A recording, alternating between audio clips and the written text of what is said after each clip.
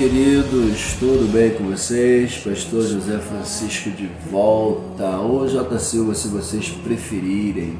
Amados, hoje eu trago para vocês uma lição que vai estar tratando sobre o profeta Jonas. Lição essa que traz como título aí, Jonas, Deus ama a quem você detesta. O tema é bem sugestivo, né? O título, fique à vontade, é muito sugestivo. Mas antes da gente começar aqui a tratar sobre este assunto, propriamente, eu quero tecer meus agradecimentos a Deus, em primeiro lugar, porque se não fosse Ele, nada disso estaria acontecendo. Então a Ele a honra, a glória, o poder, o louvor e a exaltação. Depois, aos meus diretores, tá? Beijo no coração de vocês, ao meu digníssimo pastor presidente e aos meus lindos e perfumados professores, motivos e razões pelos quais eu volto semanalmente sempre a este canal para estar me dirigindo a eles e desta vez de forma mais extraordinária, né? Porque me dirijo tanto aos professores de jovens quanto aos dos adultos ao mesmo tempo. Então é maravilhoso isso. Deus abençoe a todos de forma muito linda. E é claro, não posso deixar de agradecer a você que está aí nos acompanhando aqui também no nosso canal EBD Delve e lá no canal J. Silva, tá bom? Se não é inscrito, aproveita e já faça a sua inscrição, deixa aqui o seu like e nos acompanhe. Falou? Vamos nessa! Lição hoje é a lição de número 6, como eu disse para vocês, e a gente vai estar tratando hoje sobre Jonas. Vamos lá, vamos ser bem sucinto aqui nas nossas aplicações, ok? Bom, o nosso texto do dia, deixa eu ver aqui, ele diz o seguinte: e Deus viu as obras deles, como se converteram do seu mau caminho, e Deus se arrependeu do mal que tinha dito que lhes faria e não o fez. Jonas capítulo 3, versículo 10. A síntese diz: Deus ama os pecadores mais desprezíveis e está pronto a perdoá-los desde que eles se arrependam de seus pecados. Falou? Maravilha! Vamos para a nossa agenda de leitura então. Bom, na nossa agenda de leitura, de segunda a sábado, dentro das referências bíblicas alocadas por ele, temos as descrições que ele apresenta. A primeira está baseada em Isaías 55, 7 e diz: Deus se compadece de quem se arrepende. E nós complementamos dizendo: de fato, e se mostra disposto a perdoar literalmente. Na terça-feira, Salmo 86, versículo 5, a descrição usada por ele é: Deus é rico em perdão e abundante em benignidade. Ok? Perdão. Por quê, pastor? Porque o perdão de Deus nos isenta da culpabilidade ou da culpa, tá? E por sua capacidade de fazer o bem, somos bem-aventurados. Muito bom. Na quarta-feira, ele usa o livro dos reis, o primeiro livro dos reis, no capítulo de número 21, versículos 27 a 29, sobre a seguinte descrição: até o mais indigno tem o direito de se arrepender. Temos aqui mais um fato, né? Complementando, Deus ama a sua criação, independente da mesma ter escolhido o caminho da desobediência, ele continuou amando-a. Amém? E por esta razão está disposto, como já até citamos aqui, não só a ouvir o pedido, de quem se arrepende, como também a perdoá-los. Amém? Como veremos aqui literalmente nesta lição. Na quinta-feira, ele usa Jeremias 31, versículo 3, e usa como descrição a infinitude do amor de Deus. Pergunta: como descrever de forma simples isto? Bom, vamos ver na nossa complementação. Infinitude é o que não tem fim para nós, ou seja, nem medida, nem altura, nem profundidade e sequer uma extensão. É infinito. A alusiva grega para este amor é ágape, por sua vez, traduz-se por amor profundo que vem de Deus. Ágape é o amor profundo, é o amor divino, é o amor de Deus para com os mortais. Amém? Bom, para nos dar um exemplo e uma prévia deste amor, deixou com que seu discípulo João, seu servo, redigisse, sobre este amor de forma bem sublime, conforme declara João no capítulo 3, versículo 16, Deus amou o mundo de tal maneira, lindo demais. Bom, vamos para a sexta, Na sexta ele usa Colossenses 3,12, cuja descrição baseando aí é: a misericórdia deve se manifestar por meio de nossas ações. É a nossa atitude, como diz a descrição, nossas ações, que farão Deus agir por nós. Creia nisso. Ok? Muito bem. A última aí está baseada então em Lucas capítulo 11, versículo de número 32.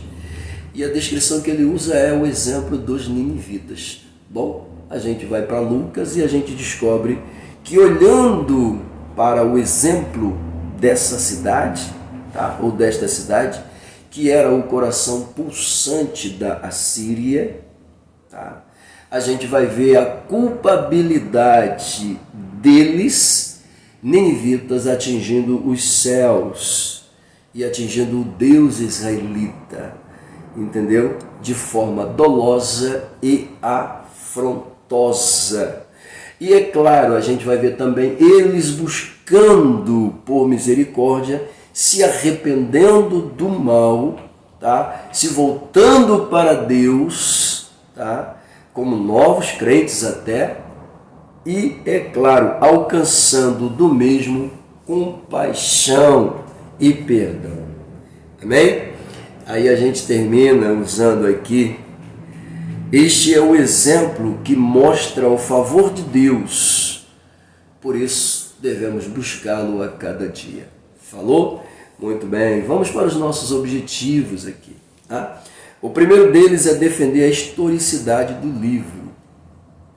Gente, isso aqui é muito importante. Muito importante. A gente vai ver isso aqui na lição. Poxa, dá até vontade de falar já, Mas vamos lá.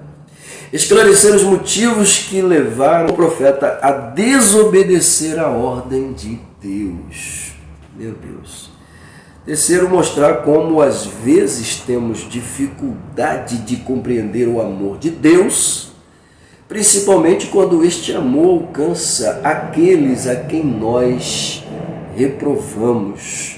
Pois é, tudo isso a gente vai ver aqui. Falou? Muito bem. Vamos para a interação, Veja bem, querido, lindo e perfumado professor. Como eu estou me dirigindo a vocês, então eu estou fazendo uso de tudo que o autor me apresenta. Por exemplo, texto do dia, síntese, agenda de leitura, objetivos da lição e interação. Eu só não uso aqui o apoio pedagógico, a orientação pedagógica, eu deixo por vocês. Tá bom? É a única que eu não uso, mas o restante eu uso, porque eu procuro extrair toda a informação possível desses pontos, apresentá-los a vocês, para que vocês possam ter um material a mais, além da revista. Falou? Então eu faço isso. Agora, os amados, queridos e lindos perfumados professores, não necessariamente precisam fazer isso estando em sala de aula. Falou? Vocês podem se limitar apenas ao título da lição, ao texto do dia, à síntese. Há uma necessidade de fazer uso da leitura diária, pastor, ou da agenda de leitura, pastor? Bom, eu particularmente uso porque eu extraio informações e elas estão praticamente inseridas dentro do conteúdo da lição. Se você vê que há uma necessidade de usá-la, você pode até usá-la, mas se você vê que não há uma necessidade de usá-la porque você vai ver ela na lição, fique tranquilo, não sinta peso na consciência. Falou? É mais viável você fazer uso até da agenda de leitura do que do texto bíblico. Por quê, pastor? Porque Bíblia chama a gente para interpretar. Entendeu? Então, quando a gente lê o texto bíblico, dá vontade de falar. Entendeu? E se você não se segurar, você vai sair falando, e quando você chegar na lição, você vai ficar perdido, porque você já falou. Você vai dizer, não, mas eu já falei. Várias vezes na lição você vai me ouvir falando isso. Pô, mas isso eu já falei, isso eu já comentei. Isso já... Quer dizer, são assuntos que vão entrando novamente em colisão com a nossa pauta de aplicação. E a gente precisa ter muito tato, entendeu? Justamente para não confundir esses assuntos, entendeu? Se for o caso de repetir um assunto, entendeu? A gente tenta fazer ele de forma bem sucinta, já que foi falado, entendeu? E evitar falando o que a gente já falou de novo, entendeu? Então, necessariamente você não precisa, entendeu? Então você pode fazer o uso do título, do texto do dia, da síntese e partir direto para a introdução. Eu, caso o pastor José Francisco, se estivesse aqui dando aula para os alunos, faria isso com certeza, sem problema nenhum. Por quê? Porque o restante sou eu que tenho que estudar. Eu, como professor, eu tenho que saber. Entendeu? Por que eu tenho que saber? Porque são materiais que eu posso trazer para dentro da lição e aplicá-lo aos alunos através da pauta que eu particularmente uso pessoalmente. Eu sei que cada um de vocês tem isso.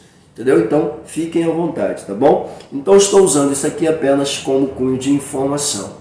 Falou? Mas é bom que vocês, professores, estudem cada detalhe da lição, tá bom? Continuando aqui, então, já que nós estamos na interação, que é a prévia do autor em contato com os professores, vamos lá.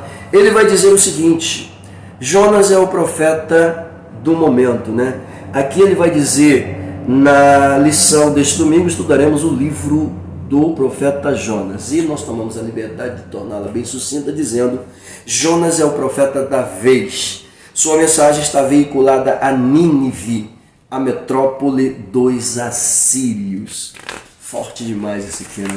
Continuando aqui, então, a pauta do autor, tá? O livro está embasado, pegando aqui o conteúdo dele, o livro está embasado em 3 acontecimentos históricos. 3 acontecimentos históricos. Logo, isso aqui já mostra para mim que o livro de Jonas ele é mais histórico do que profético. Está na lição, a gente vai falar sobre isso ainda.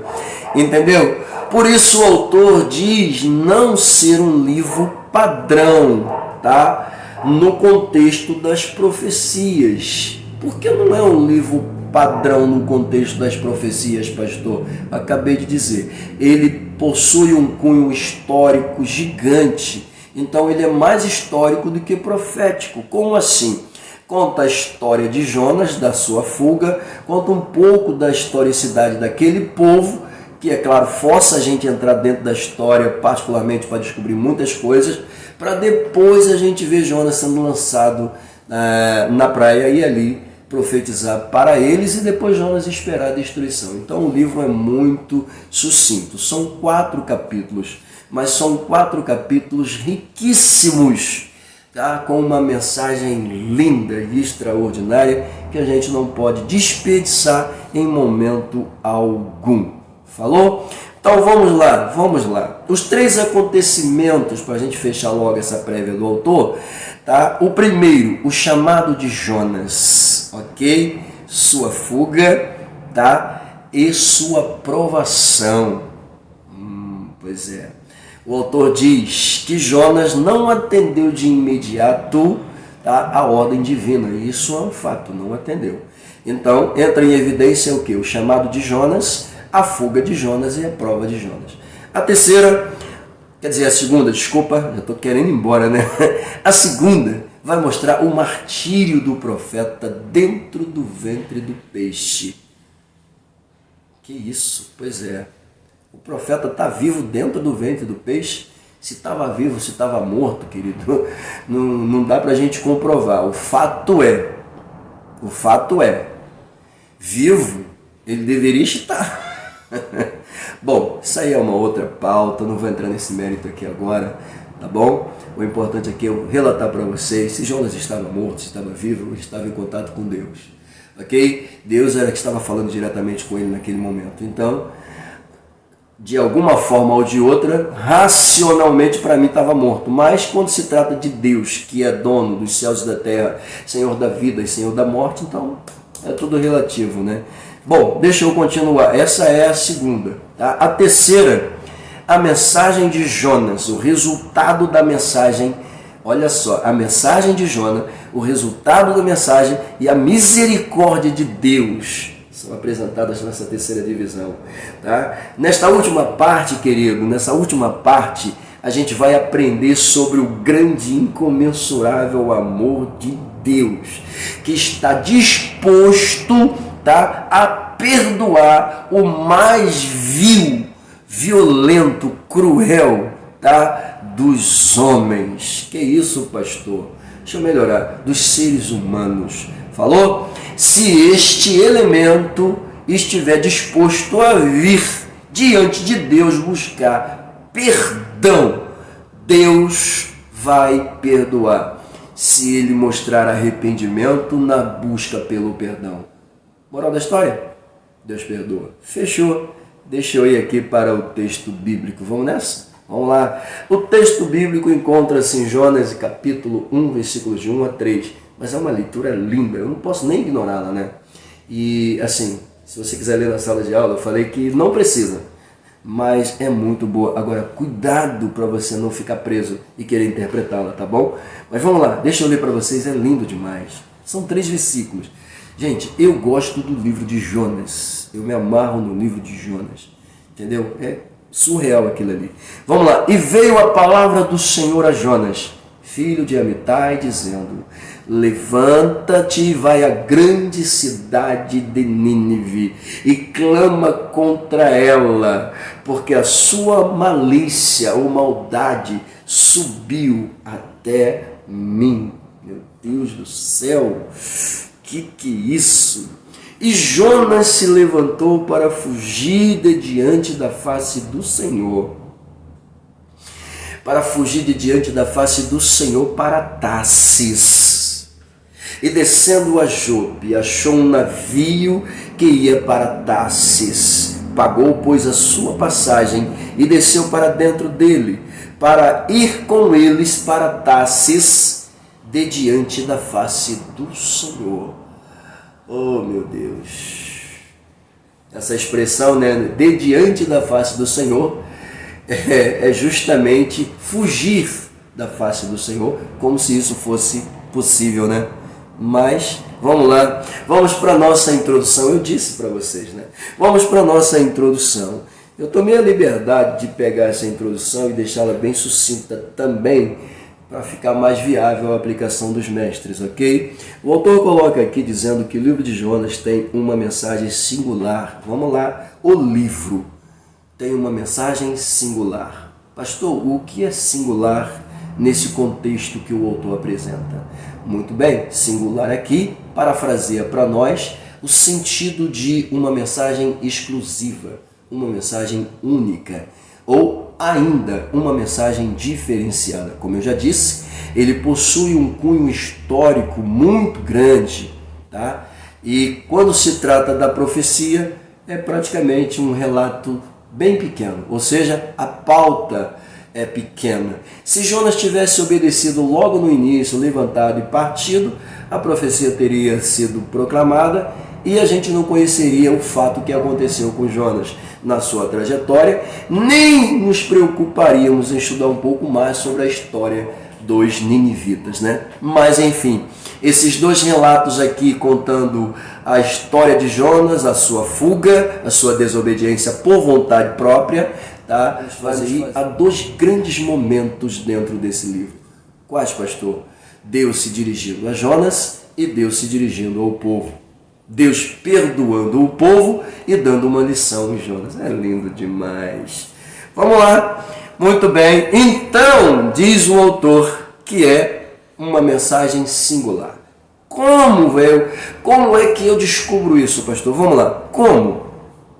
A diferença das profecias que foram veiculadas, vistas até agora, até o presente momento, já mencionados em livros anteriores, como Oséias, Joel, Amós e Obadias, a gente vai ver aqui o seguinte: esses profetas, eles tinham uma pauta de apresentação, eles estavam focados na pauta, diferente de Jonas. Jonas recebe uma pautazinha: clama contra eles, porque a maldade deles subiu até mim. Jonas recebeu a mensagem, recebeu a pauta da mensagem, a informação da mensagem, porém, ao não cumprir esta obrigação de imediato, o que a gente vai ver? A gente vai ver Jonas ignorando a pauta, que é a mensagem, e vagueando entre a obediência e a desobediência, por vontade própria. Simples assim. Falou? Ou seja, uma mensagem que tinha um teor de destruição, caso não houvesse um arrependimento. Nínive seria destruída, ok?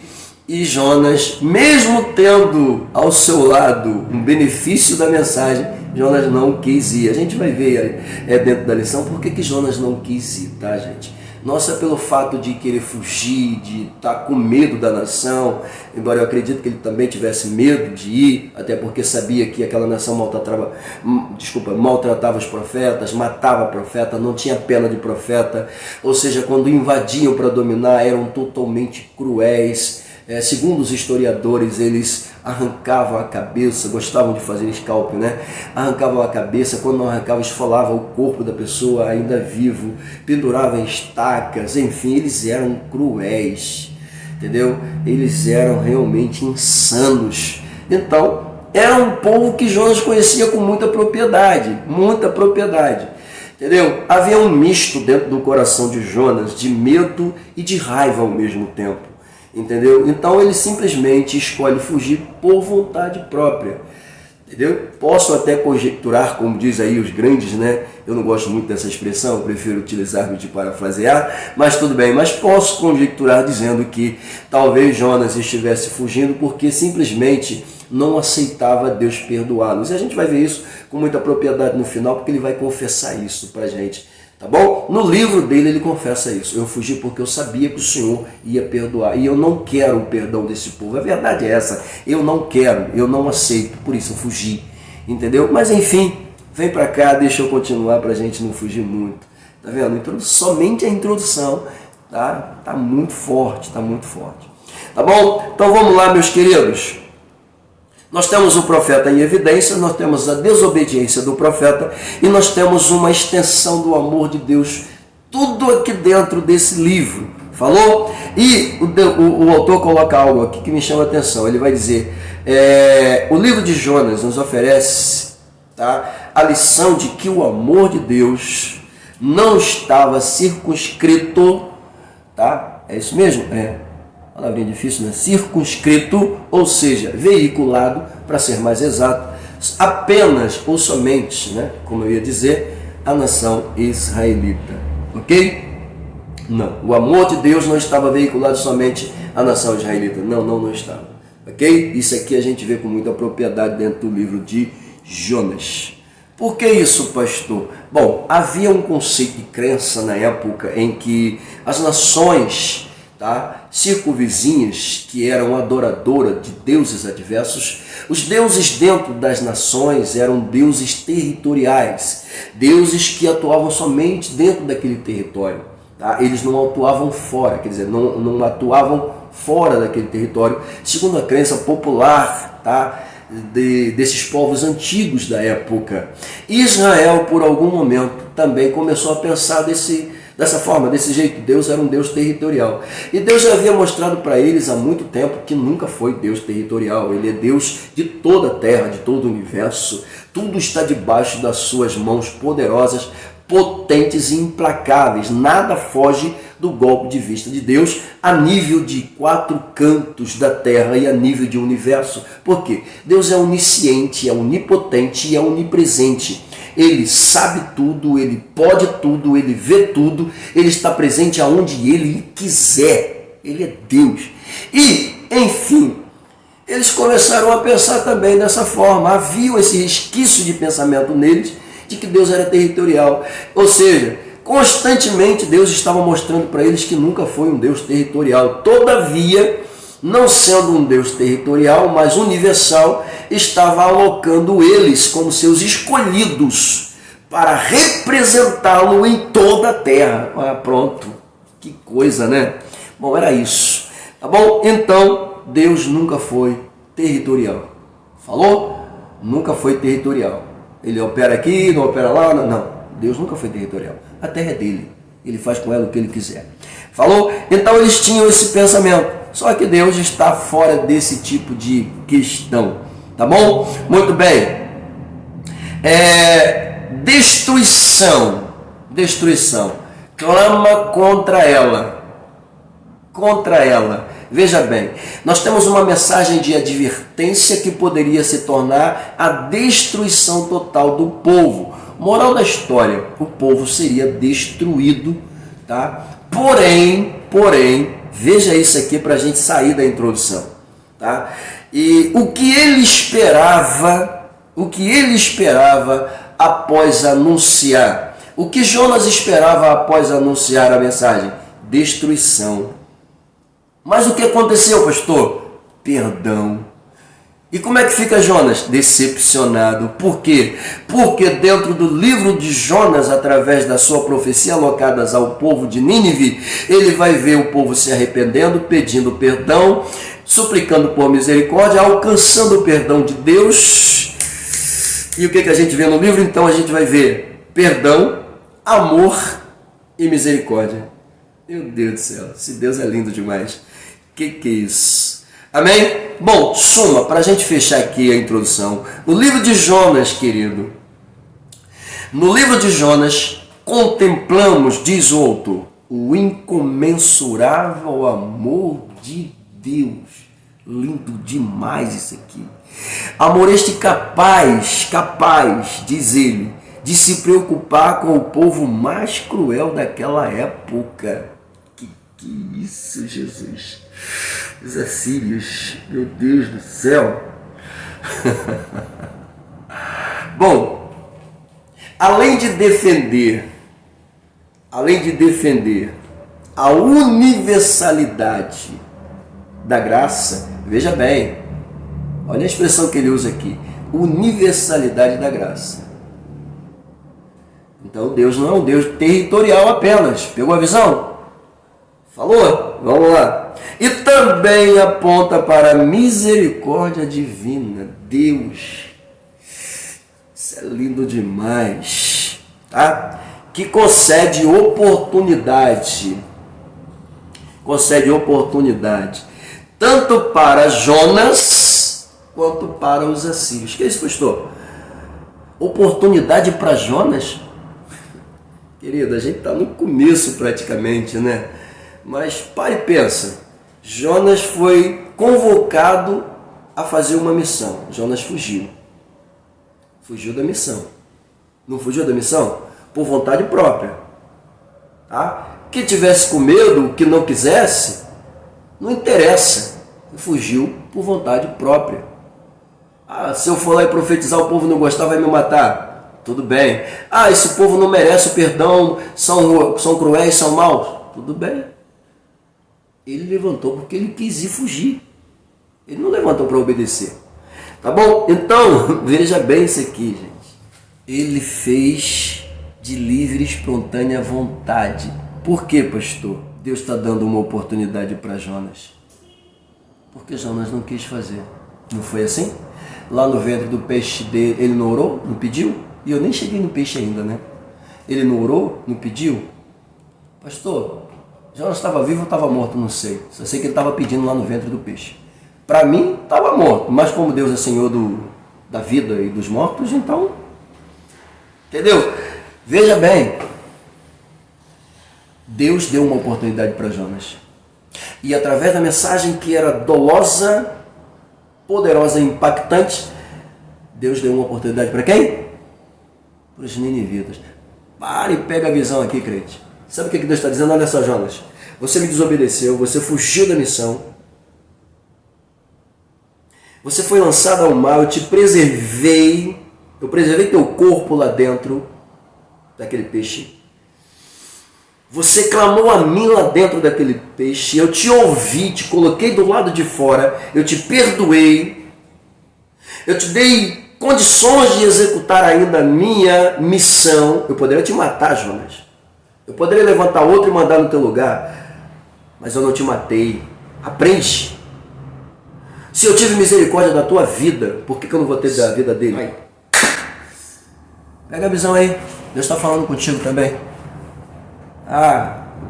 Duvido que não. Vamos lá, deixa eu voltar para cá. Deixa eu terminar isso aqui, entendeu? Senão eu vou acabar ferindo a lição aqui, porque eu começo, né? E eu preciso ser sucinto para você pegar tudo direitinho. Vamos lá. Bom, se Deus deu oportunidade para Jonas e para os assírios, a gente aprende o seguinte: os nossos pecados, diz o autor, podem ser vis, e ele botou aqui uma palavrinha, né? Execráveis. Vamos ver se a gente consegue melhorar isso aqui. Os nossos pecados podem ser cruéis, podem ser os piores que você possa imaginar. Deus jamais vai virar as costas para você se você se arrepender e pedir perdão pelos seus pecados. Por que, pastor? Ele coloca aqui: porque esses pecados, por maiores que sejam, por piores que sejam, por cruéis e devassos que sejam, eles não são maiores do que a misericórdia, do que o perdão e do que o amor de Deus. Pegou a visão? Fechou. Deixa eu sair daqui. Introdução. Vamos para o tópico de número 1. Fiquem à vontade, tem mais coisa aí. Demorei muito tempo. Vamos lá, tópico de número 1. Nós temos 3 pautas aqui apresentadas. A primeira, a sua vida. A segunda, um testemunho. E a terceira, a historicidade do livro. Vamos lá, vamos tentar ser sucinto aqui, né? Vamos lá. Filho de Amitai, habitante, tá, de Gat-Efer, que era uma tribo de Zebulon. Temos aqui as referências bíblicas. E ele ainda vai dizer que ele era um profeta da Galileia. E acrescenta dizendo-nos que a vila de Gat-Efer, tá, ela ficava a 7 quilômetros da cidade de Nazaré. Ele aproveita, o autor, quando ele cita Nazaré aqui, ele aproveita para falar sobre Natanael, tá? E o episódio que acontece quando Felipe e Natanael estão conversando a respeito do Messias. Ele aproveita isso aqui e coloca assim, olha só: os judeus na época de Jesus, entre parênteses Natanael, estavam enganados quando questionaram que nenhum profeta havia surgido de Nazaré. Vamos lá, deixa eu melhorar isso aqui, por favor. Vamos lá. Eu não vi isso aqui escrito na palavra. Também não quero aqui duvidar da capacidade do mestre que redigiu esta lição, em hipótese alguma. Mas eu não vejo aqui os judeus fazendo esse questionamento. Se porventura ele viu isso aqui em algum livro histórico ou algum cunho histórico, seria até bom ele ter colocado aqui, tá? Por quê? Porque isto me obriga a dizer que o povo não questiona. Quem questiona isto aqui é Natanael, após descobrir, por meio de Felipe, que Jesus estava em Nazaré. Veja comigo a descrição bíblica. Vamos lá. Felipe achou Natanael e disse-lhe: havemos achado aquele de quem Moisés escreveu na lei e os profetas, Jesus de Nazaré, filho de José. Isso é Felipe falando. Aí vem Natanael e responde com uma pergunta dizendo: pode vir alguma coisa boa de Nazaré? Meu Deus do céu! E Felipe responde dizendo: vem e vê. Ok? Então quem é que questiona aqui? É Felipe. Ok? Felipe tinha material, tinha condições, tinha cunho histórico para fazer esse tipo de pergunta. Ok? Se você retroceder um pouco na história de Natanael, você vai perceber que no ato em que as crianças foram ordenadas a serem mortas, os meninos, tá? Na loucura de Herodes, então, Herodes mandou matar as crianças. Lembra desse episódio? Pois é, foi uma mortandade terrível. E daquela geração de homens que nasceram, historicamente apenas 2 elementos sobreviveram. Quem, pastor? Jesus e Natanael. Por quê? Sua mãe, vendo que os soldados estavam caçando todas as crianças para matar, aproveitou e escondeu o menino, tá, embaixo de uma figueira, né? Escondeu o menino debaixo da figueira, cobriu ele ali com algumas folhas, até que os soldados passarem. Então, os sobreviventes daquela grande mortandade foram Jesus e Natanael. Tanto é que quando Natanael chega diante de Jesus, tá, e tenta ali mostrar, porque ele pesquisava, corria atrás, né, tenta desmascarar aquele Messias. Certamente já tinha feito isso com muitos. E quando ele tenta, ele chega, né? Jesus automaticamente já olha para ele e vai declarar que está vendo ali um israelita de verdade. Entendeu? Surge aquela pergunta: de onde é que tu me conheces? Sei nem quem é você. Que história é essa? Israelita de verdade. E aí Jesus vai declarar: eu te vi estando debaixo da figueira. Claro, aquilo era um segredo que somente Natanael e sua mãe sabiam. Ninguém mais sabia daquilo. Entendeu? E Jesus, meu Deus do céu, isso é lindo demais. Bom, fiquem à vontade, tá? Lindo demais isso aqui.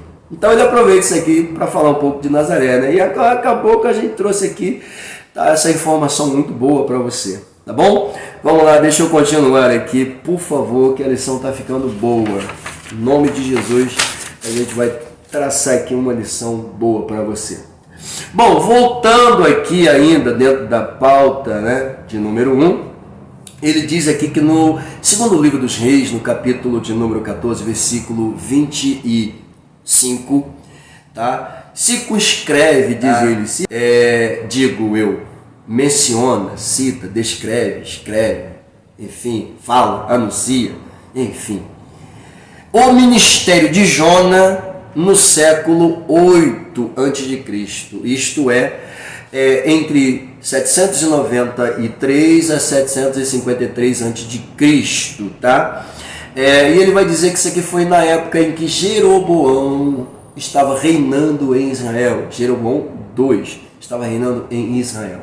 Amém? Bom, ainda dentro dessas alusivas históricas, que é muito bom a gente mencioná-las, o autor vai dizer que nesse período, e antes mesmo que Jeroboão assumisse o trono, tá, Jonas foi profeta, tá, e profetizou, olha que coisa, né? Profetizou a expansão territorial, o crescimento de Israel, profetizou a prosperidade de Israel e profetizou também sobre a política de Israel, diz o autor, ok? Eu creio. Veja bem, quando ele profetizou sobre isso, três coisas muito boas, né? Poxa, profetizar sobre expansão, crescimento, prosperidade, enriquecimento, política, governo, fala sério. Então ele profetizou sobre esses três pilares, né, que regiam a nação de forma muito clara. E outras profecias talvez tenha sido ele utilizado. O autor coloca aqui, antes do triunfo de Jeroboão II, tá? E, claro, acrescenta dizendo que Deus desejava o bem de Israel. Claro, se Deus não desejasse o bem daquela nação, em hipótese alguma, usaria seus canais profetas para tentar trazê-los de volta, como a gente viu aqui na primeira lição, lição de número 2, né, o que eu falo primeira lição, alocando o primeiro profeta em evidência, que é Oséias. Vai utilizar Oséias como canal, como exemplo, como modelo, para tentar trazer o povo de volta. Então, realmente, isso aqui a gente vê que Deus sempre quis o bem de Israel, até porque era seu povo. O problema é que, infelizmente, a prosperidade que ele profetizou, infelizmente, Israel não soube lidar com ela, tá? E, através da mesma, veio a se distanciar do Senhor. A gente falou isso no livro de Oséias, no livro de Joel, tá? O perigo da prosperidade é uma coisa muito séria. E nós falamos aqui, né? Não, gente, não é que não está proibido ser próspero. Não, não está proibido. Entendeu? Ninguém aqui é proibido de ser próspero. Entendeu? Só que Deus conhece o coração do homem. Entendeu? Há um ditado que diz que coração de homem é terra que ninguém anda, né? Somente Deus conhece o coração do homem. Então até que Salomão escreve que enganoso é o coração do homem. Então, às vezes a gente próspera, a gente se afasta do Senhor. É verdade, é verdade. Tem gente que dá mais valor às riquezas do que a Deus. Quem tem dinheiro, quem tem riqueza, quem tem prosperidade, quem pode fazer o que quer, a hora que quiser. Acho que essa pessoa está querendo algum compromisso sério com Deus, gente. Mas não está mesmo. Aí Deus fala assim, eu quero você fazendo. Mas quer nada, quer não. É próprio crente, começa a enriquecer um pouquinho, meu querido. Tem evangelismo hoje. Evangelismo. Eu estou aqui nas minhas 52 polegadas, sei lá quantas polegadas são, 18, sei lá. Eu estou aqui no meu sofá, que meu querido, é uma maravilha. O almoço chega na mesa, tudo pronto, tudo certinho, tudo... tu tá no... não, fala sério, entendeu? Fala sério, querido. Eu quero enganar quem? Entendeu? O autor foca dizendo que até então Jonas estava acostumado a entregar mensagens populares, tanto que o sucesso de sua profecia fomentou, foi responsável por essa popularidade em Israel. Olha só, Jonas se tornou um profeta popular. O cara que profetiza prosperidade, o cara que profetiza crescimento, tá? O cara que não é contra a política, tô profetizando coisas boas. Tamo junto. E aí, beleza? Beleza. Vai nessa força que o Senhor é contigo. Meu Deus do céu. Popular. Ganhou o coração das classes sociais. Vamos lá. Vamos bem.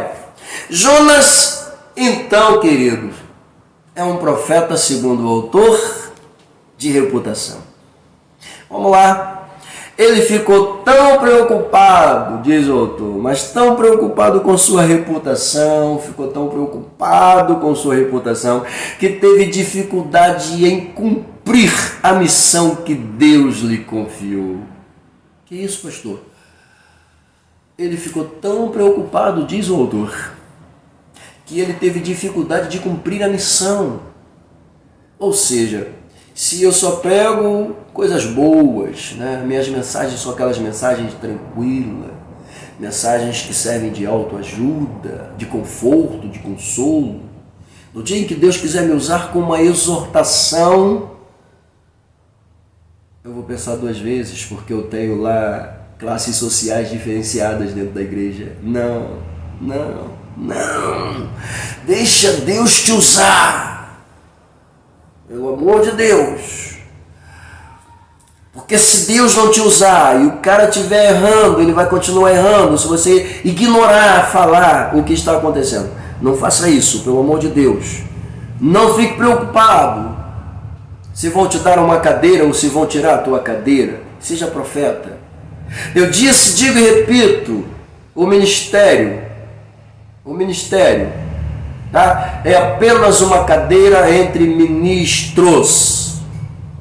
O verdadeiro ministério não é estar sentado em uma cadeira entre ministros, porque para muitos isso é o ministério, é ter uma cadeira centrada entre os ministros, bater no peito e dizer que é ministro também. Ei, não. O ministério é trabalho, é serviço. O ministério é meter a mão na massa, é trabalhar, é fazer a vontade de Deus, é estar à disposição de Deus. Isso é ministério, isso é servir. Ok? Falei. Que isso? É uma desculpa, uma frescura. Porque a cadeira. Cuidado, viu? Eli morreu gordo, velho, pesado na cadeira. Morreu sem sair da cadeira. Meu Deus do céu, Jesus me perdoa.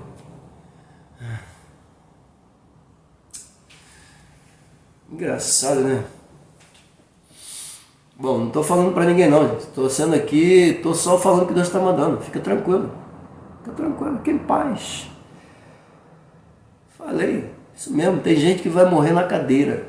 Não quer passar a cadeira de jeito nenhum. Não. Morre na cadeira. Fica com a cadeira. Leva a cadeira para tu. Estou preocupado com a cadeira. Vamos lá. Estou preocupado sim, com a vontade de Deus. Preciso saber o que eu estou fazendo, se eu estou fazendo a vontade de Deus ou não. É isso que eu tenho que ter preocupação. Vamos lá.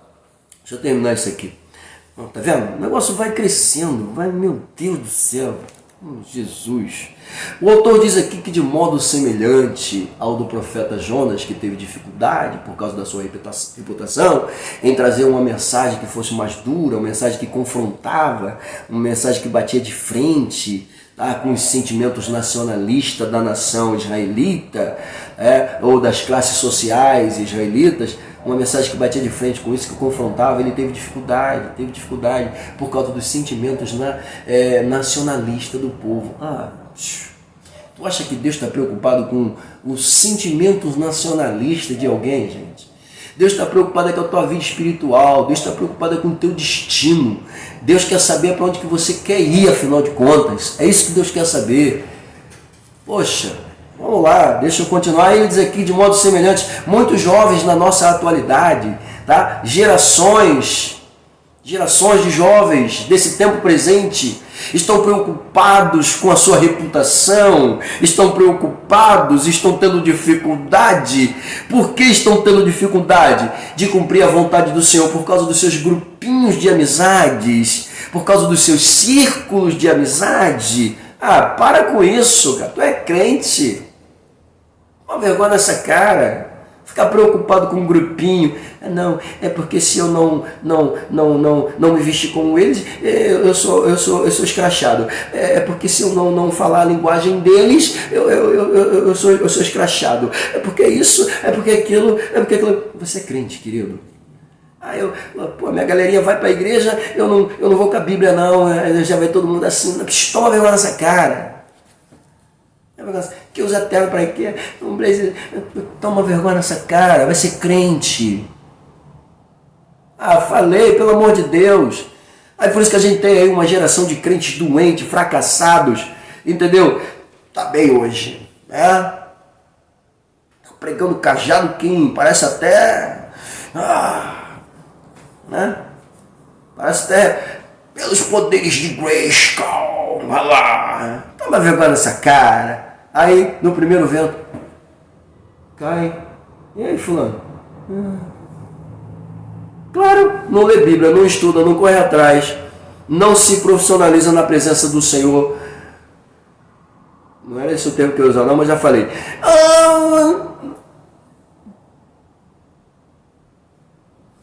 Deixa eu ficar quieto, Jesus. Vamos lá. Preferindo desobedecer a Deus para preservarem sua reputação, tendo dificuldade de cumprir as missões por causa dos círculos de amizade. Sabe qual é a pauta principal do cristianismo? Obediência. Sabe o que levou Adão à queda? A desobediência. Sabe o que levou Sansão à queda? A sua reputação. Ele não era israelita? Ele está praticamente negando sua origem para conviver no meio dos filisteus? Tá mais jeito. O autor continua aqui assim, dizendo, não à reputação. Cristo foi reputado por aflito, ferido de Deus e oprimido. No entanto, enquanto os homens julgavam-no como ferido, na verdade estava nos curando, pois pelas suas pisaduras fomos sarados. A reputação dos homens é falha, mas a obediência a Deus é louvável. Ele diz, será sempre louvável. Pegou a visão? Então, não troque a aprovação de Deus pelas honras provenientes dos homens.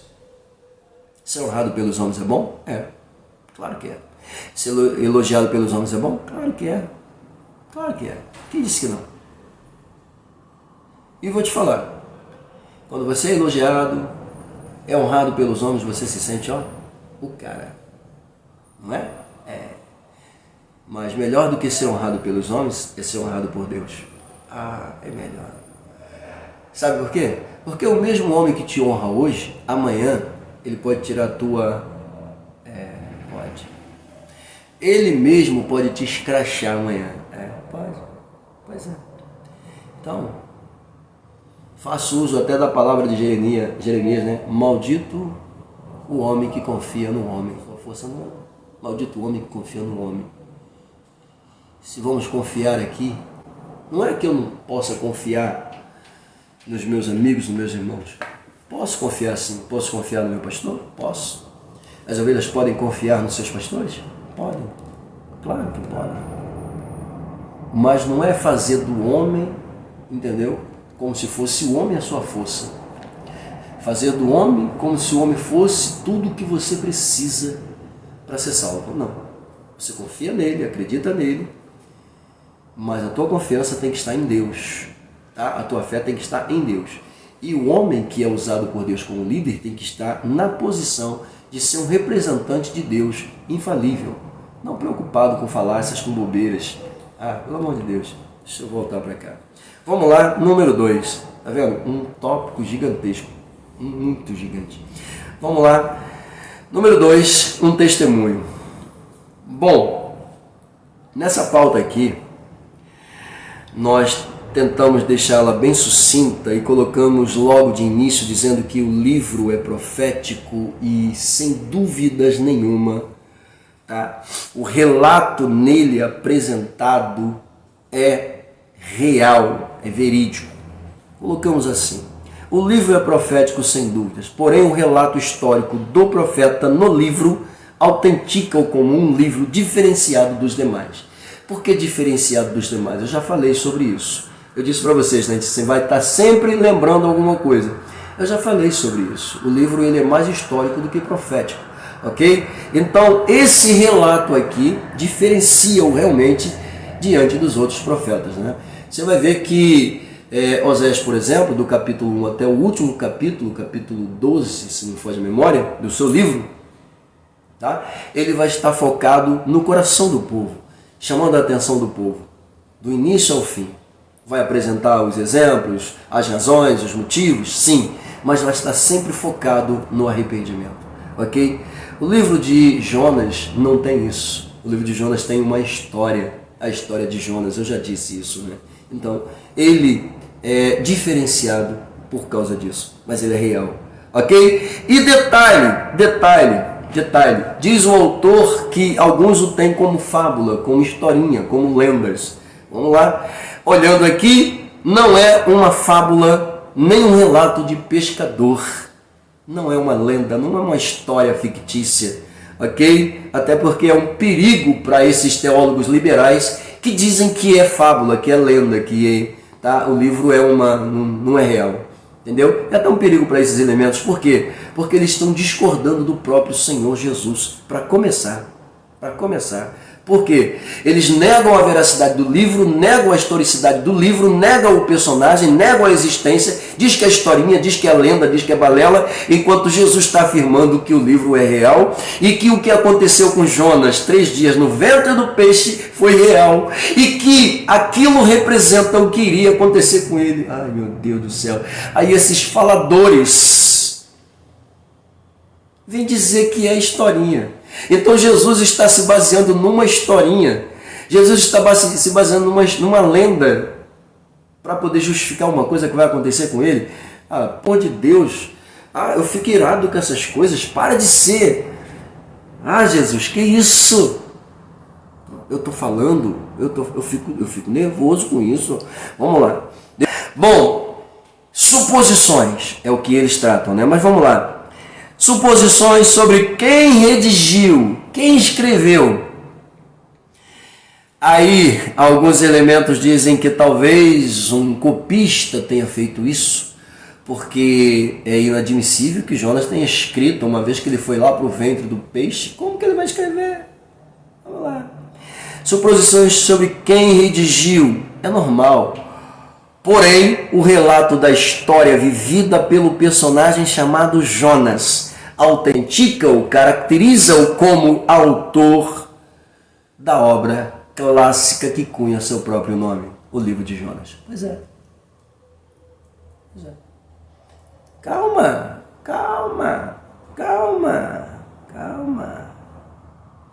O redigir desta forma, ou seja, quando escreveu dessa forma, vamos lá, percebe-se que Jonas o faz mostrando o que viveu, tá? Como forma de aprendizado.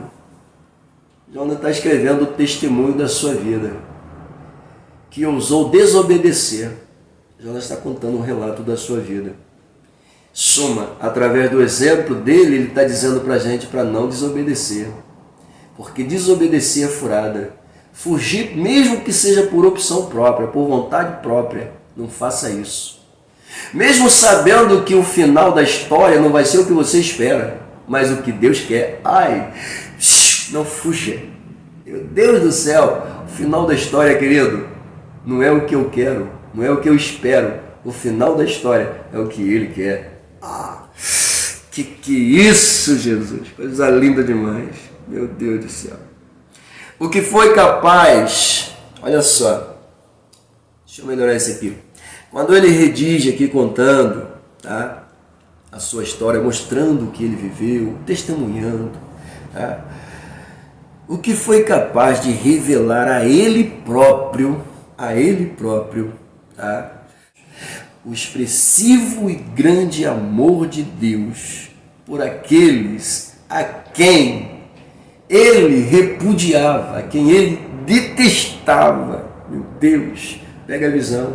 O que a gente aprende? A gente aprende que mesmo que eu repudie e que eu ignore e que eu odeie, Deus vai continuar amando, porque Deus é criador e vai estar disposto a perdoar, ok? Então, Deus não depende dos meus sentimentos, tá, para fazer a vontade dele prevalecer. Porque a vontade dele é maior do que os meus sentimentos.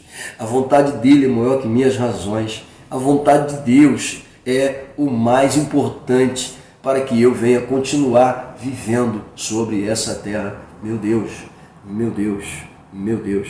Como eu disse, digo e repito, ignorar a veracidade desse livro aqui é simplesmente negar o que Jesus fez com muita propriedade. Meu Deus do céu.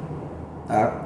As nossas experiências, para finalizar aqui, com Deus, podem ser poderosas ferramentas de edificação. Por isso, devem ser compartilhadas com as pessoas. É o que Jonas faz. Pegou? Deixa eu ir para o número 3. A historicidade do livro. Algumas cadeias teológicas ousam duvidar da veracidade e autenticidade do livro de Jonas. Bom, isto também não é novidade, O fato é, diz o autor, que Jonas é tão real quanto Jeroboão II, ok? Para fechar essas discussões infundadas e axiologistas, o próprio Jesus fez menção do personagem, Mateus 12:41. Quando fez isto, não só o confirmou como um personagem real, como deu veracidade à história do profeta e o seu papel como profeta. Note isto. Jesus confirmou os grandes pilares históricos de Jonas. Quais, pastor? 1. Sua estadia dentro do ventre do grande peixe. A conversão dos ninivitas. Assim como Jonas ficou 3 dias no ventre do grande peixe, o Filho do Homem ficaria um tempo similar no coração da terra. 3. Existia uma conexão real entre Jonas e Jesus, pois ambos serviram de sinal para suas gerações. Oh, meu Deus, coisa linda demais. Ele foi o único profeta indicado por Cristo como seu antítipo, modelo, exemplo, igual, comparação, para representar a maior veracidade bíblica, a ressurreição de Jesus Cristo. Meu Deus, coisa linda. Coisa linda de Deus, ok? Esse 3 aqui, ele praticamente, ele está muito rico em relação ao 2, tá? Muito rico, muito rico. Ele traz um assunto que no 2 a gente poderia até alocar, né? Ou seja, transformar até em um só, porque é uma continuação aqui, entendeu? Muito bom. O autor diz aqui que o livro de Jonas foi inspirado por Deus, e isto faz a sua história ser verídica, ser real. Vai nos dizer ainda que o nome de Jonas está vinculado a personagens históricos. Jonas é tão real e histórico quanto Jeroboão II, falando sobre isso já. O próprio Cristo ratificou sua historicidade ao citá-lo como um profeta, vimos também. Entendeu? Se negarmos a historicidade de Jonas, questionaremos a veracidade das palavras de Jesus. Olha só, é como fazem os que dizem que é tudo fábula. É uma história de pescador, é uma lenda. Ok? Pois é. Acabamos de ver aqui fatos que corroboram, autenticam a veracidade desse livro com toda a propriedade. Tópico de número 2, a experiência do profeta. Aqui nós temos a ordem divina, temos a fuga e a tempestade e temos o arrependimento do profeta. Vamos lá, vamos tentar ser rápido aqui. Bom, a ordem divina, vamos ver aqui como é que o autor trata. Jonas recebeu uma ordem clara, recebeu uma ordem objetiva: levanta-te e vai. A grande cidade de Nínive, ele recebeu uma ordem: levanta e vai. Ok? Por quê, pastor? Porque a maldade, diz o texto, a malícia, o pecado dos ninivitas, capital da Síria, metrópole da Síria, a grande cidade, avultada de época, um dos maiores centros comerciais do mundo na época, estava chegando a Deus de forma podre, o pecado deles. Pois é. Observe isto. A Síria, queridos, era uma espécie de Sodoma e Gomorra, diz o autor, literalmente, erguida naqueles dias. Era o epicentro mundial da violência, tortura, feitiçaria e idolatria. Meu Deus do céu. Para elucidar isto, vê-se que o profeta Naum chama Nínive de a cidade sanguinária. Só para lembrar aqui, a gente vai falar sobre Naum ainda, só para falar aqui, Jonas profetiza e 100 anos depois, Naum vai profetizar para o mesmo povo, ok? Na profecia de Jonas, Nínive foi poupada, mas na profecia de Naum, infelizmente, isso não vai acontecer. Ok? Muito bem, voltando para cá. Qual era a deusa principal deles? O autor coloca aqui Ishtar, que era a deusa da guerra, deusa do sexo, deusa da fertilidade para eles. Tá? Era uma das principais divindades adoradas na cidade. O que a gente encontra então aqui? A gente viu que era uma cidade que tinha violência, que tinha tortura, que tinha feitiçaria, que tinha idolatria, entendeu? A comparação a Sodoma e Gomorra fala da sua podridão a nível de sexualidade desprovida, tá? De ordem, decência, tá? Enfim, você já sabe, né?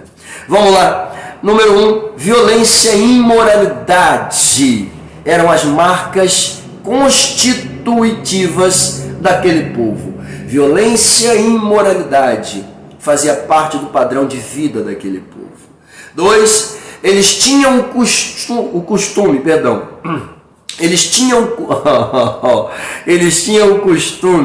de decepar as mãos, orelhas e narizes, vazar os olhos, esfolar vivos seus inimigos, até crianças eram queimadas vivas. Olha aqui, falamos um pouco sobre isso, lembra? Pois é.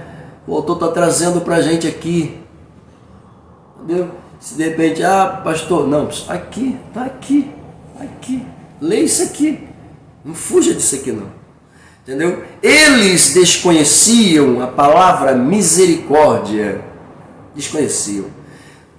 Para quem praticava tantos atos de violência, o que era misericórdia para eles? Nada. Não, entendeu? Razão pelas quais Jonas não desejava que esse povo fosse perdoado. Por isso, recusou cumprir a missão. Pegou a visão? Olha aqui. Em vez de bater antes, verifica primeiro por que ele recusa. Olha só, como é que ele vai pregar para um povo, tá? Um povo imoral, um povo devasso, um povo promíscuo, um povo violento, feiticeiro. Tá aqui. Gostavam de massacrar suas vítimas sem o menor requinte de piedade. Para.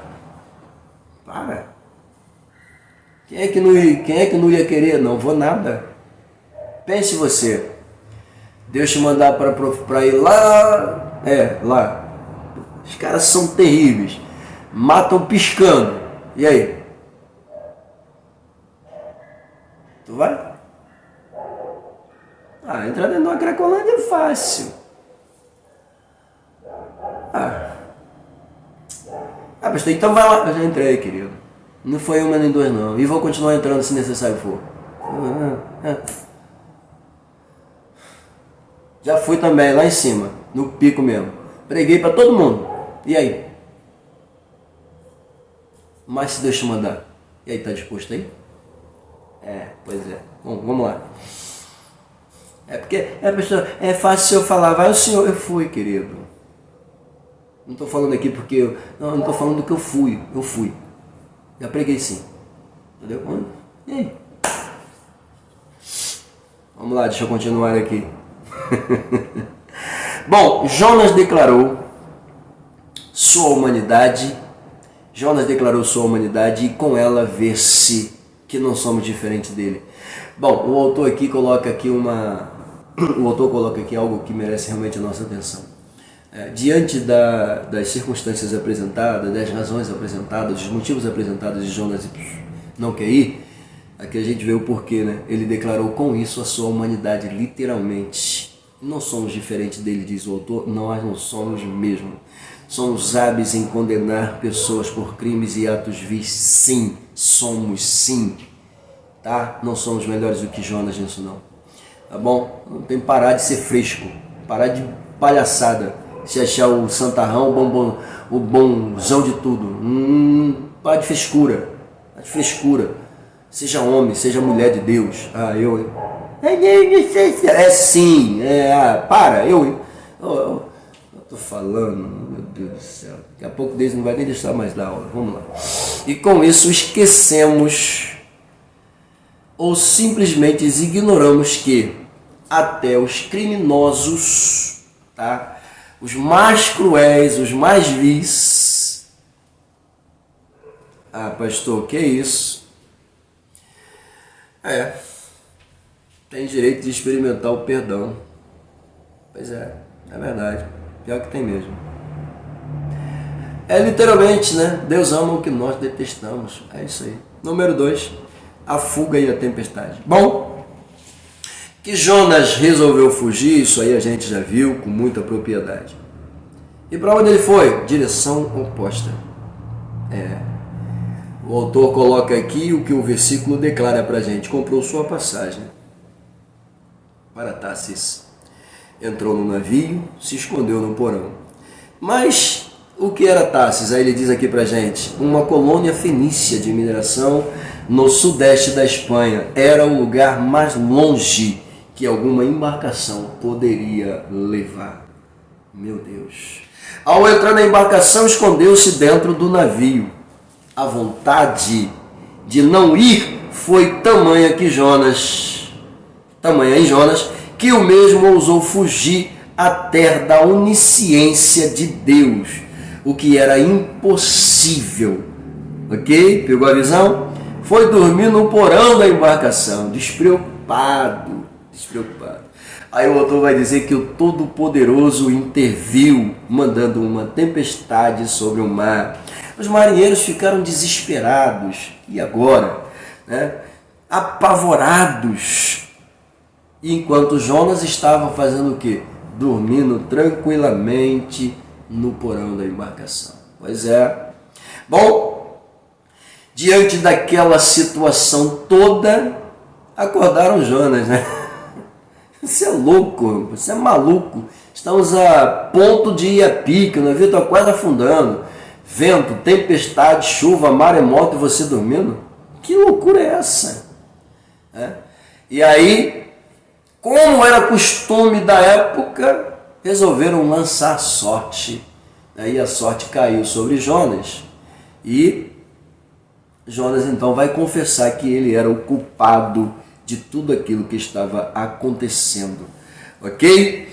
Maravilha. O autor diz a prática comum, eu falei sobre isso já. Tá? Moral do livro. O livro de Jonas nos ensina que é melhor obedecer a Deus do que desafiá-los.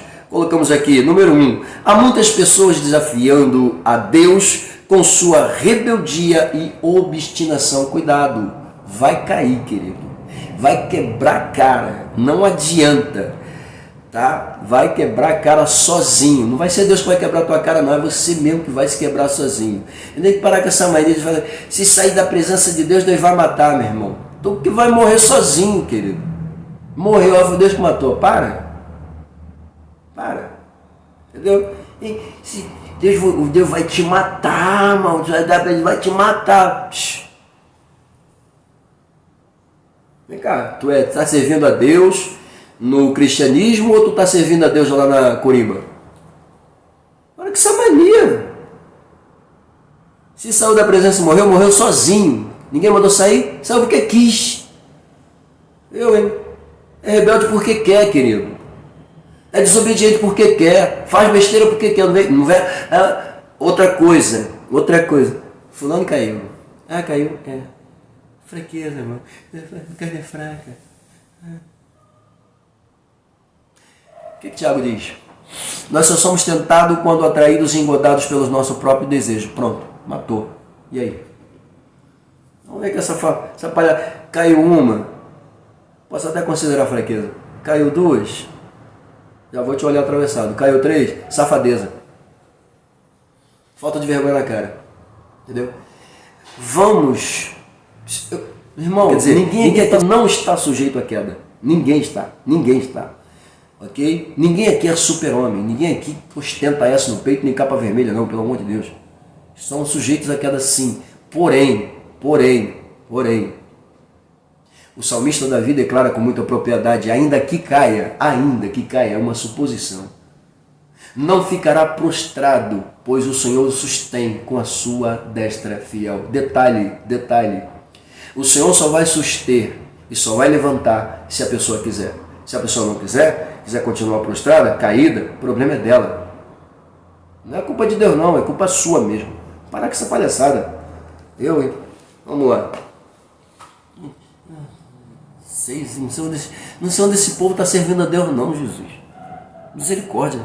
É tanta coisinha, né? Eu não queria falar outra coisa aqui mais não, porque eu não quero aqui ofender ninguém, né? Mas, poxa. Deixa eu ficar quieto. Vamos lá. Desobediência, 3, né? Desobediência e a rejeição da vontade de Deus. 4. A Bíblia nos ensina a viver em conformidade com a vontade de Deus. Pegou? Então, vamos para o número 3. Vou ser sucinto aqui, né? Arrependimento do profeta. Vamos lá. Jonas foi lançado ao mar, não foi? Foi. Depois que confessou que tudo aquilo ali era culpa dele, tá? Os maridos já tinham dado bagagem, já tinham feito de tudo, já tinham clamado contra Deus, né? E nenhum deles, né? Nada. E aí, quando Jonas, não, o culpado sou eu e o Deus que está enfurecido é o meu, tá? A culpa é minha, pode me lançar ao mar e tá tudo certo, que vai se acalmar. É claro que aquele momento ali fez com que eles, né, os marinheiros até se voltassem para Deus também, né, e aproveitassem o momento para agradecer a Deus também. Mas enfim, o livramento, né? Porque se livraram do peso chamado Jonas. Lançaram Jonas no mar. O autor coloca aqui, ó. Ao ser lançado no mar, Deus enviou um grande peixe para engolir Jonas. O peixe não foi um dispositivo punitivo da parte de Deus, mas um instrumento do seu livramento. Olha que coisa linda, né? O grande peixe engoliu Jonas, não para devorá-lo, mas para protegê-lo. O milagre não estava em Jonas ter sido engolido pelo peixe, mas em não ter sido digerido por ele. Lindo demais! Que é isso, gente? Vamos lá, deixa eu ver aqui. A pauta simples que eu coloquei aqui. O mar, o grande peixe e o arrependimento. Lindo demais. Quando se tenta fugir do compromisso com Deus, a realidade se torna uma descida constante. Pega isso aqui. Quando se tenta fugir da vontade de Deus, a realidade torna-se uma descida constante. Vai continuar descendo, querido? Se morrer, vai direto para o inferno. Então busca a misericórdia de Deus. Aliás, se vai descer, desça certo. Não desça errado, não. Como assim descer certo?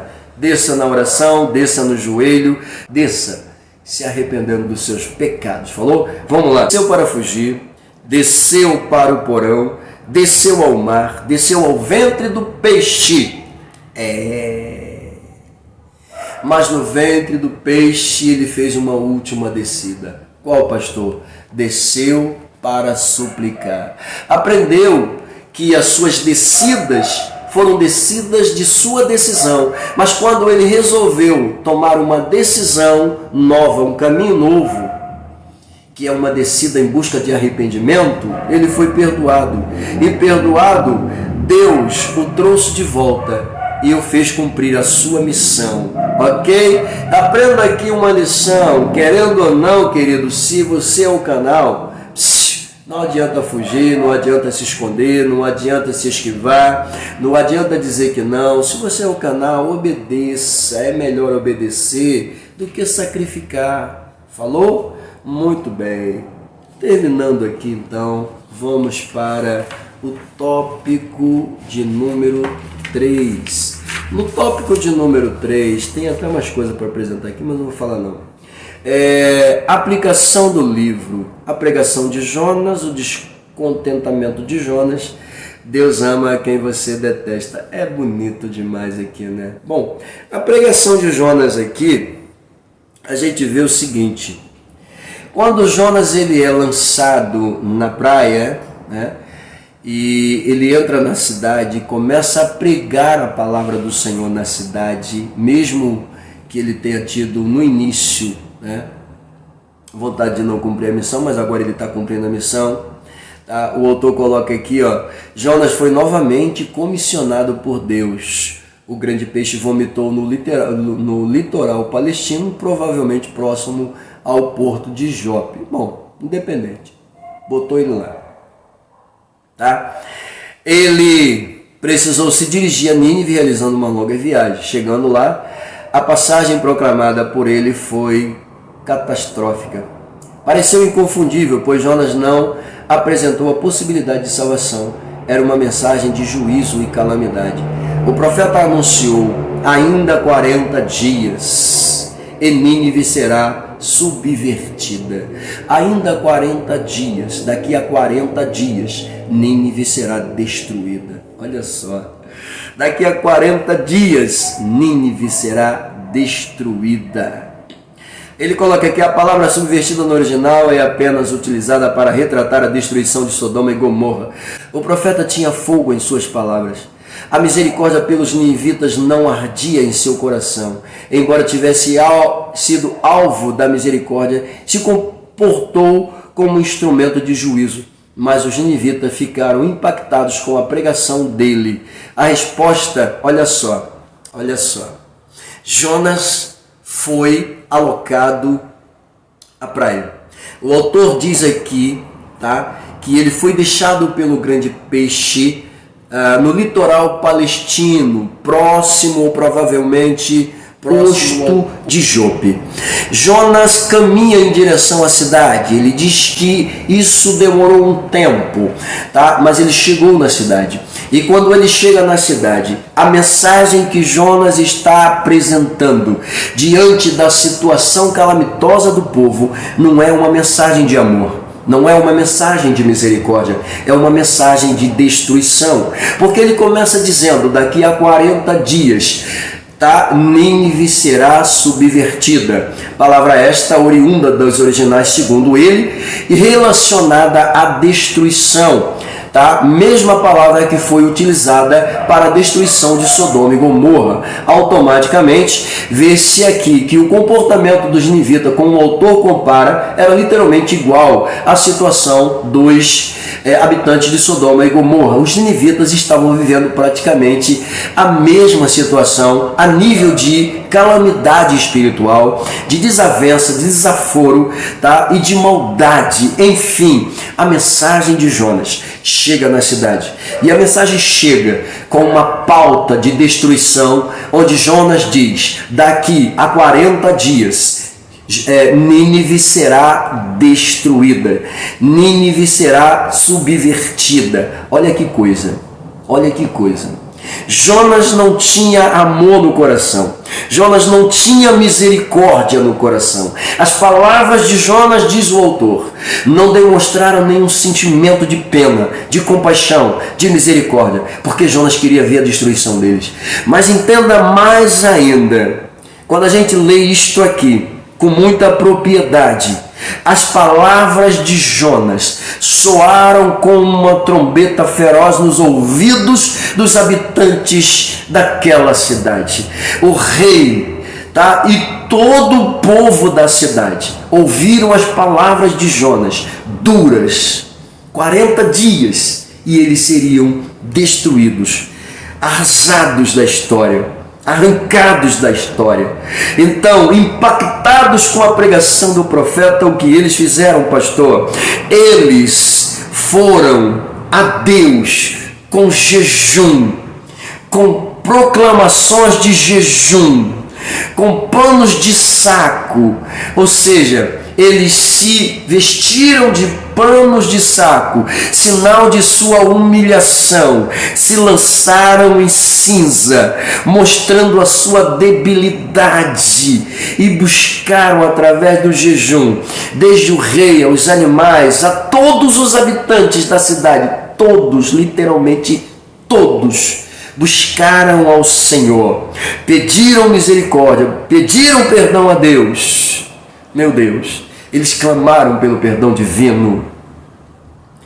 O arrependimento dos ninivitas, diz o autor, foi tão sincero, foi um ato impressionante de sinceridade, que a graça de Deus foi praticamente convocada, digo eu, a se manifestar sobre aquele povo, concedendo a eles perdão e oportunidade de mudarem completamente as suas vidas.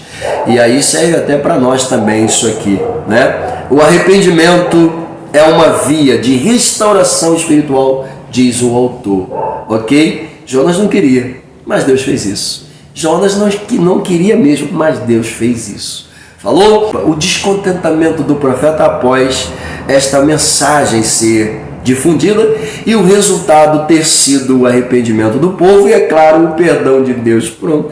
Jonas está aqui revoltado, né? Porque ele não se agradou com o arrependimento do povo, mas mais ainda, ressentido, Por quê? Porque Deus perdoou os ninivitas, O autor diz: o arrependimento dos ninivitas não agradou a Jonas. Ele ficou ressentido.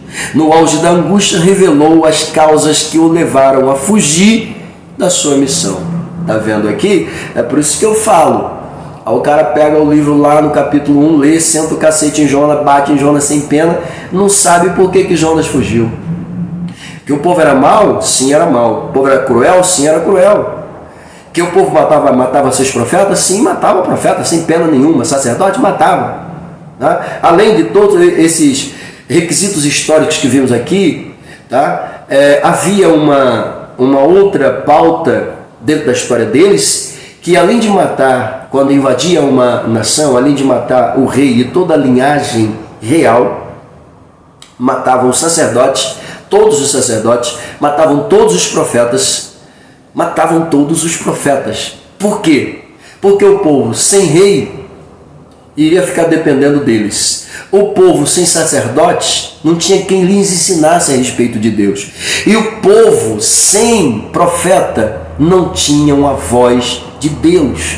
Então eles simplesmente cortavam todos os meios que pudessem fazer com que aquele povo voltasse a se levantar, lutar, a se reerguer. Eles acabavam literalmente com todas as possibilidades do povo de se reerguerem de novo. Eles faziam isso, eram maus, eram cruéis, eram terríveis, ok? Então Jonas fica ressentido, revoltado, não queria,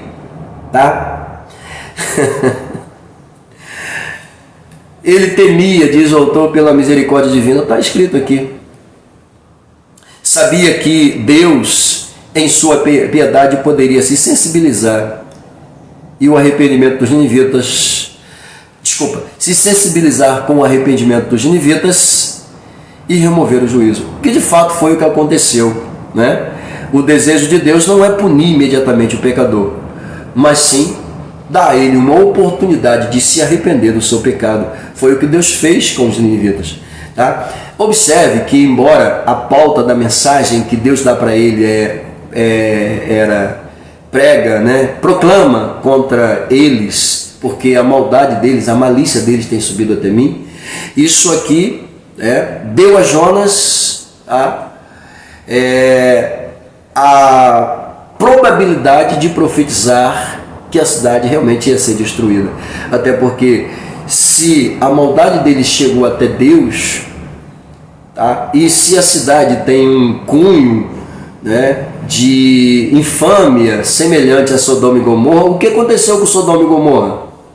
Pois é, seria o que iria acontecer com aquela cidade. Uma coisa que o autor fala aqui com muita propriedade, e eu gosto muito disso, tá? É que ele vai dizer que Jonas, ele tinha fogo em suas palavras. Ele não tinha fogo para descer do céu, para queimar a cidade, mas ele tinha fogo em suas palavras.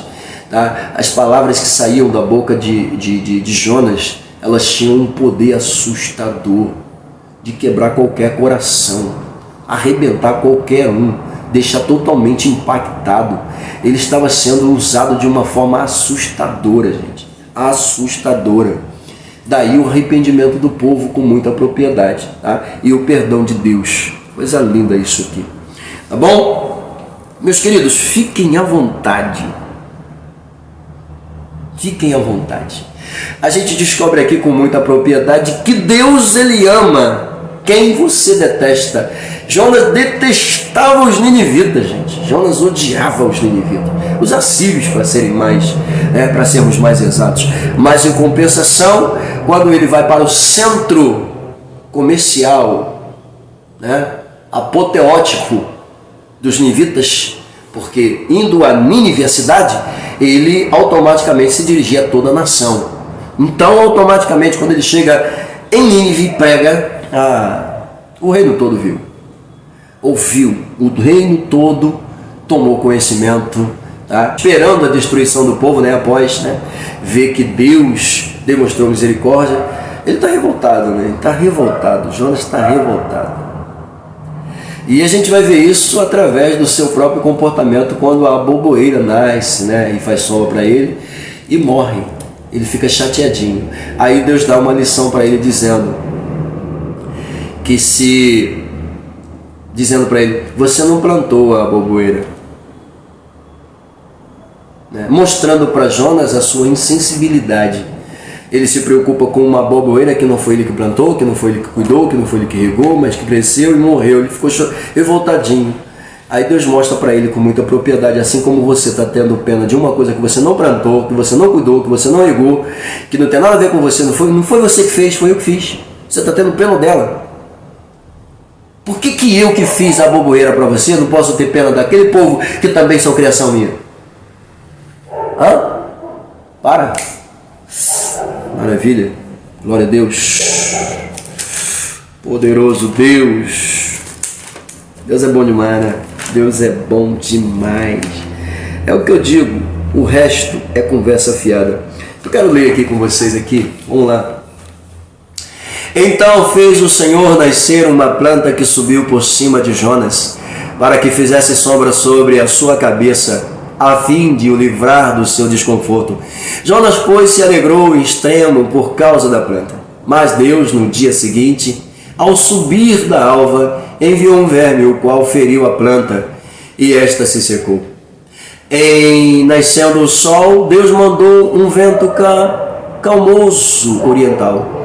O sol bateu na cabeça de Jonas de maneira que desfalecia pelo que